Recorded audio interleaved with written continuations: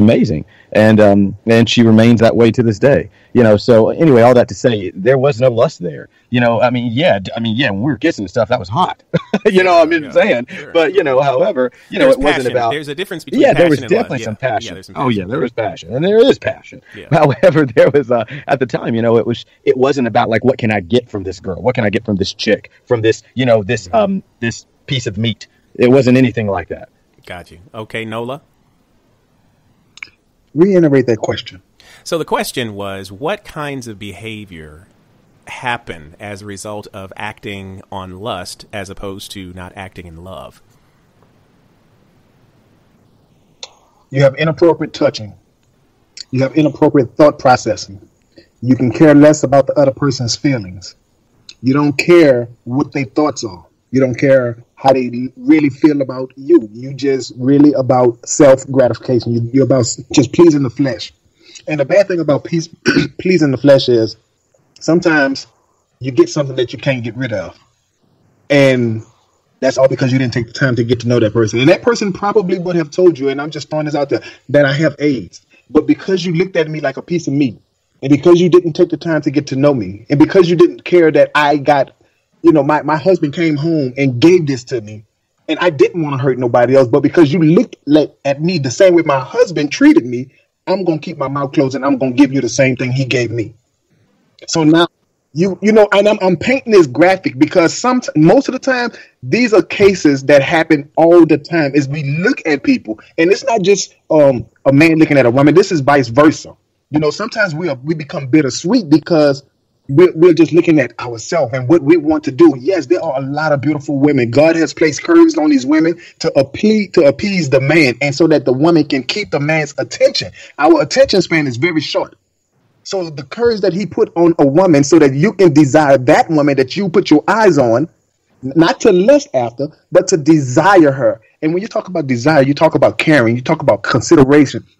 When you go to make love to your woman, you're not there to just look at her and treat her as if she's a bone and you're the dog. You go and you take care of your woman. You make love to your woman. You want to, physically feel what makes her body move a certain way so you can continue in that position or that spot. You don't want to just do what you want to do and I'm done. Oh man, you know what? I'm about to go because me and my boys going to the club tonight.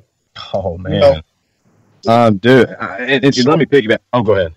Go ahead, man. Jump in, please. I'm gonna piggyback on that real hard right there because that goes back to our first show, either our first or second show. And I'm telling you guys, you do for your wife, you will be shocked out of your mind what you get in return. First of all, you do what is right, and you do for your wife, or you do for your spouse, if you're a woman listening, and you will be shocked. Like I said, one of the things that my wife is so turned on by is me doing work around the house. One of her love languages is literally me taking any kind of stress or load off her. So she comes home and the dishes are done, the laundry's done, the cooking's done. Man, it's on. But if she comes home, the dishes aren't done, the laundry's not done, I haven't made any money, I haven't gotten a job, I do the I have a business, so I get jobs, that come in, and I got to go hunt and find them.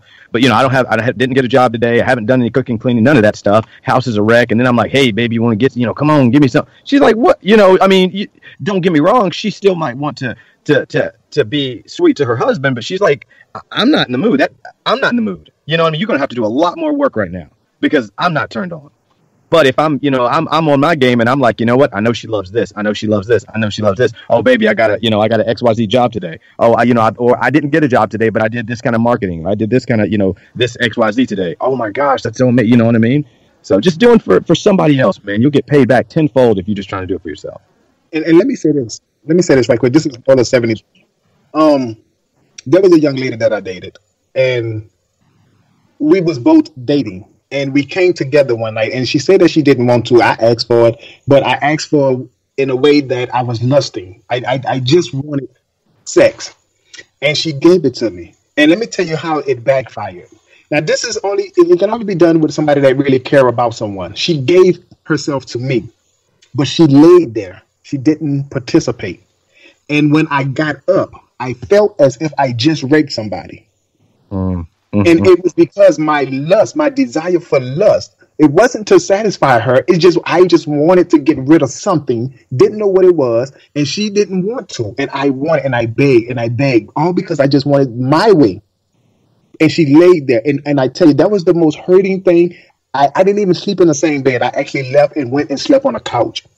And it hurt. And when she asked me, why did you not come to bed? I said, because I felt as if I raped you. That's how it made me feel. Because you didn't participate. And so sometimes, guys, these things emotionally, it can be effective. You can do something out of self gratification that can alter your life forever. So just be looking for that. Wow, these have been such great points. Oh my gosh, to put some things in summation. The first thing that stands out is what each of the panelists said in terms of looking at what you can give. Love is all about what you can give, not what you can get. Secondly, is lust is done out of selfish motivation. What can you take from others? What can you, how can you get your position better than someone else's position? How can you push your way to the top if you lust for power?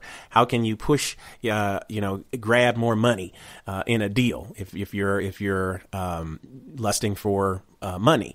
How can I take or get a better looking woman if your lust is for sex or whatever? These things are examples of poor quality people who have lust at the center of their lives. Whereas the person who has love at the center of their life is focused on how we can help our fellow man, whether that be a female in a relationship with a man or vice versa, or that be a situation between fathers and children, or just your fellow man, people that you come across, you give your seat to that person whose hands are full, if you're on a bus or on a metro. Those are just sacrificing shows people that you care. So that's kind of the first definition that I think was quite clear. The other thing was that when you make choices rooted in lust, it never satisfies. And that is really at the core of why lust is such a destructive force, because when you lust after something, you can never get enough of it. You even if you take it, it isn't fulfilling. You feel as though you've taken something, but it doesn't necessarily make you feel any better. And the powerful thing is that if we begin to take a moral assessment of our decisions and to see how they better the lives of those who are around us versus making only our own lives better, then that is a much clearer way to differentiate whether or not you are lusting or loving.